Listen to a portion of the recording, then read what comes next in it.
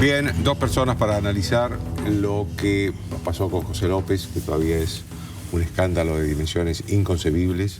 También, si alguno quiere hablar de Pérez Corradi, estoy con Norma Morandini, que es la directora del Observatorio de Derechos Humanos del Senado, y con Ricardo Monner Sanz, que no lo necesita presentación. Con el perdón de la dama, pero me parece que la primera pregunta para entrar en tema tendría que ser a Monner Sanz para hacer una descripción del caso José López.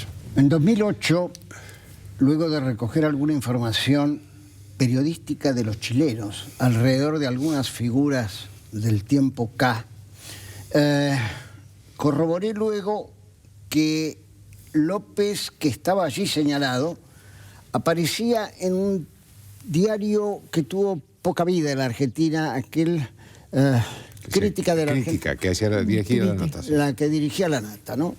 Y donde también entre varios estaba López. Entonces hice una presentación judicial y el tema López, propiamente dicho, recayó en el juzgado de hoy, el doctor Rafecas, con la intervención de un fiscal que, hasta donde yo conozco, Federico Delgado, venía impulsando seriamente el avance de la investigación. Pero un poco como la Rosadita, acá en el año 2016 que estamos transitando, los acontecimientos le vienen a la justicia, no es que la justicia va. Porque si alguien me decía, allá en el 2008, que el tema iba a desembocar en 9 millones y pico de dólares tirados en bolsas hacia un lugar religioso, y que alguien iba a llamar por teléfono y que rápidamente policía, no coimeable, iba a tomar las previsiones del caso, yo hubiera dicho no. Es decir, no hay que, en ese punto no hay que ser más papista que el Papa. Lo que sí digo, Joaquín Morales Solá, y lo digo prácticamente por primera vez, es que lo que hay que reflotar y analizar concienzudamente es antes del 2008, 2007, cuando alguien del interior del país vino a mi estudio y me mostró lo que eran las consecuencias del Plan Federal de Viviendas. Es decir, aquello que se firma... ¿Hizo una denuncia usted? Sí. Esa es la denuncia del 2007. Es decir, que hay una denuncia previa a la Rafecas. Exactamente.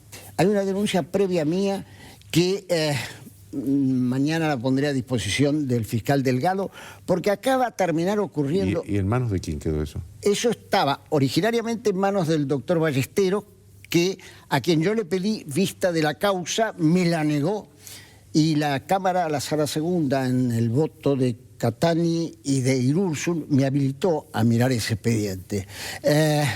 Yo creo que en ese expediente, que es el Plan Federal... Estamos hablando del juez que era juez federal. Era juez federal, ahora está Ramos. Ahora es el juez, es miembro de la Cámara, de una sala que la de Cámara. La Sala 1, sí. La menos mejor vista. Pésimamente vista. O pésimamente vista.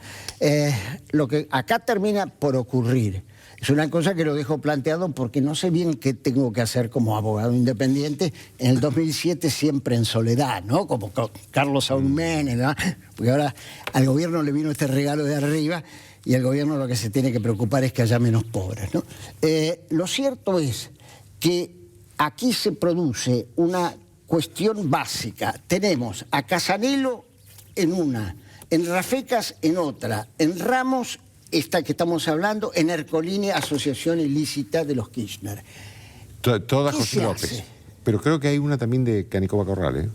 Creo que hay una. Podría ser. Sí. Pero en todo caso, la duda que tengo, yo tengo nada más que 57 años de abogado, ¿no? Es poco. Pero nunca vi... De edad. Gracias. Pero nunca vi nada igual, nada que se le pareciera en la historia judicial argentina. ¿Cómo se hace para que esto... Todo esto que está señalando ya estaba. Ya estaba.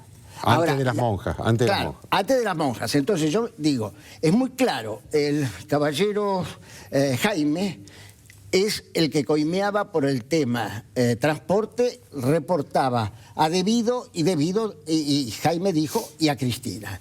Ahora, en el tema López, tenemos López con la influencia directa de Devido con la participación también que permitía la actuación de este hombre que había estado en el Frente Grande. Fatala, efectivamente, gracias, se me había hecho un océano. Y entonces todo el sector obra pública es por este lado, todo el sector de transporte es por este lado. ¿Cómo se hace? Porque Cristina por todos lados, lo dijo Federico Delgado el otro día, que debía llamársela a declarar. No dijo en qué carácter, yo la llamaría como testigo, porque tiene que ser bajo juramento, ¿no? De decir verdad, y no todavía como imputada. Pero me parece que este tema tiene una indudable actual repercusión política. Usted lo decía en el inicio de la conversación, se desgrana el kirchnerismo y quizás sectores del peronismo. Pero la cuestión judicial es un nudo muy complicado de ser abordado. Yo no sé si tengo que hacer alguna presentación para unir o si uniendo se empeora, ¿no? Norma, tu opinión sobre el papel de la justicia, pero también sobre estos niveles de corrupción que, como bien decía Manuel Sanz, eran absolutamente imprevisibles, ¿no?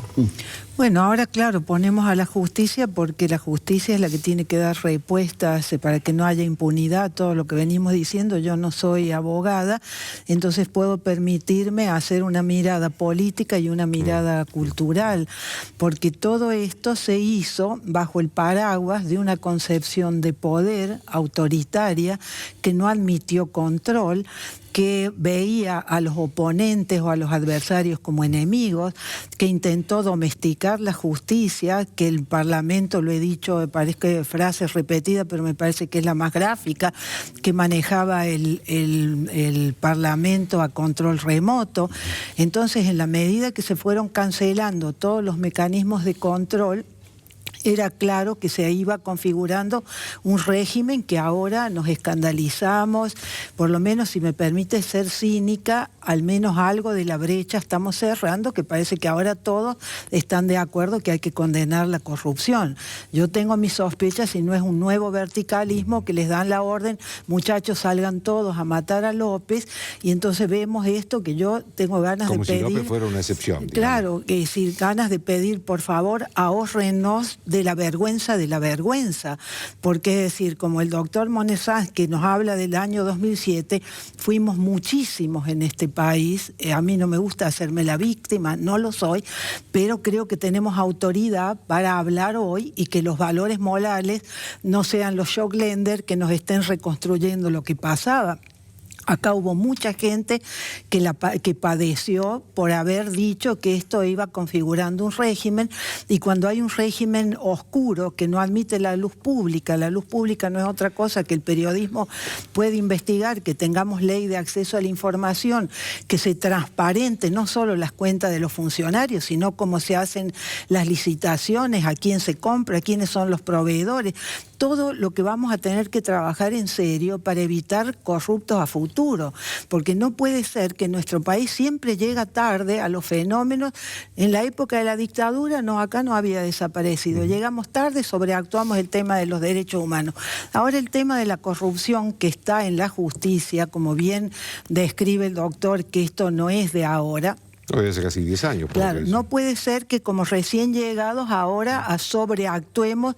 Qué horror López, lo que ha hecho, y le pidamos, está muy bien, yo confío que esto le pueda ayudar al peronismo a democratizarse, porque estamos analizando siempre el poder cuando hay un nuevo fenómeno en nuestro país, que es la ciudadanía.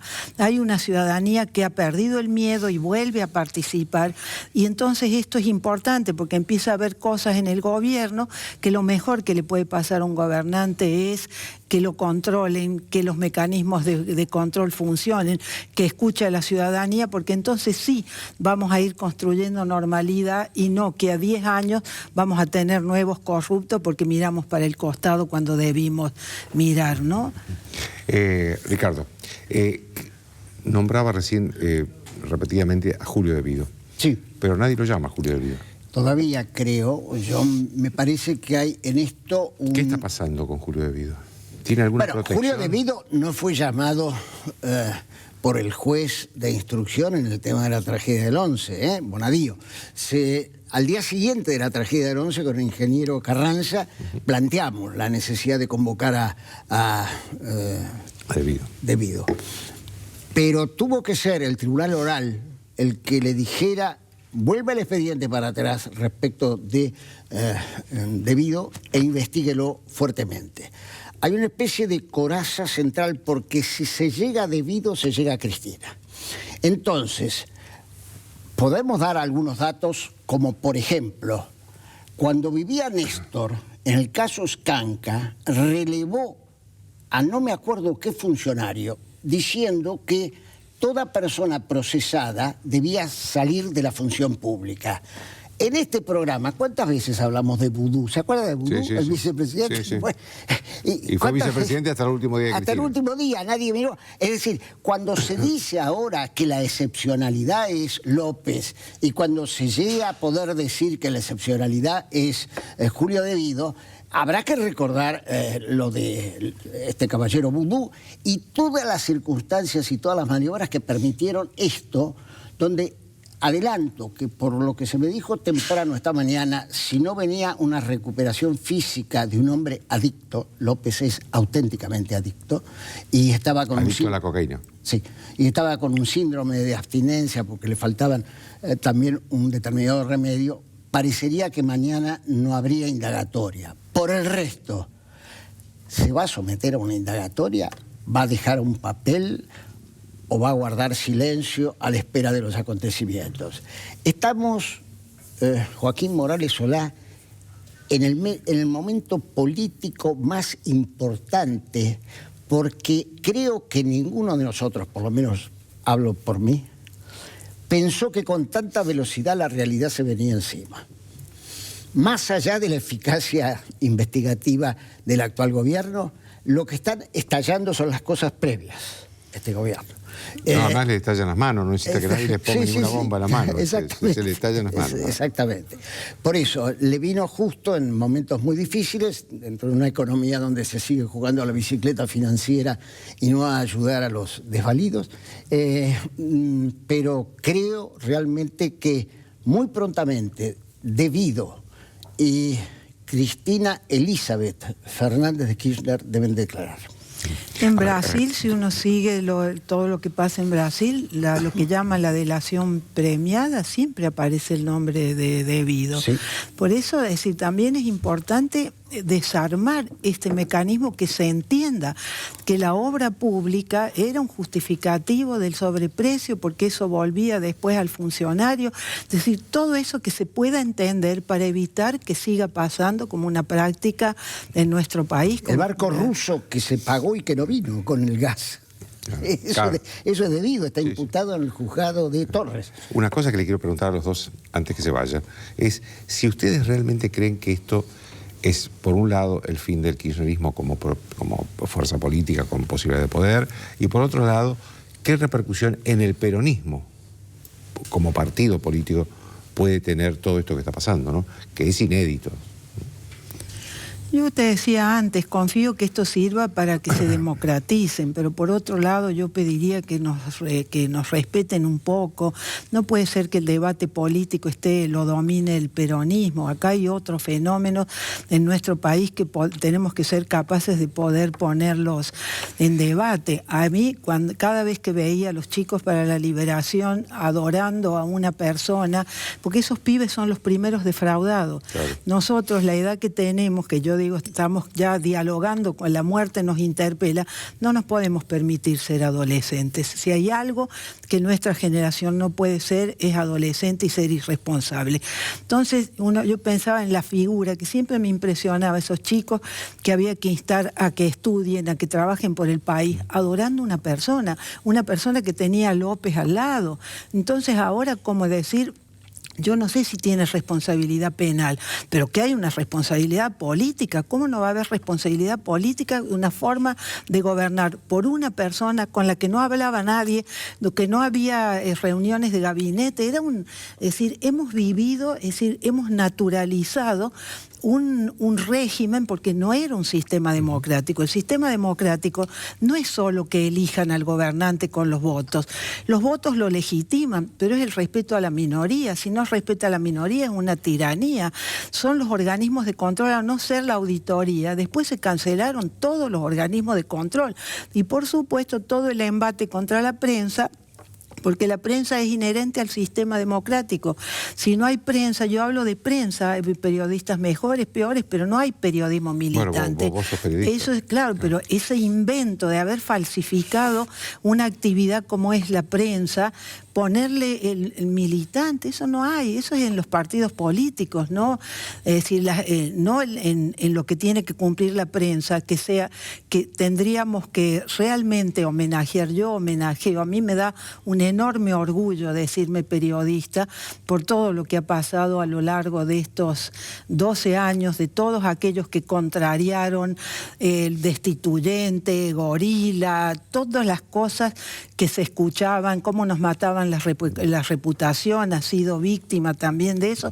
Y la verdad que, claro, es un momento que uno dan ganas de decir el dolor que uno tiene, bueno, pero no hay que cometer lo que recibimos y tratar de poder aprender sobre esto que nos pasa, ¿no? No quiero eludir la pregunta central, que es ¿qué pasa en el Sí, es el país? final del kirchnerismo y cómo repercute esto en el peronismo. Sí. Transformo la pregunta en una contrapregunta. Si la juventud que se empieza a emocionar con motivo de la muerte de Néstor y que crea todo un aparataje alentado, como ya sabemos, se excluye de ello en un acto higiénico o se desencanta de ello en un acto depresivo, ¿dónde va? No creo que vaya a Cambiemos. Yo creo que se abre, Joaquín Morales Solá, un nuevo panorama político en la República Argentina de novedosa circunstancia. ¿Quién va a ser la oposición del oficialismo con suficiente solvencia moral y con suficiente eficacia política?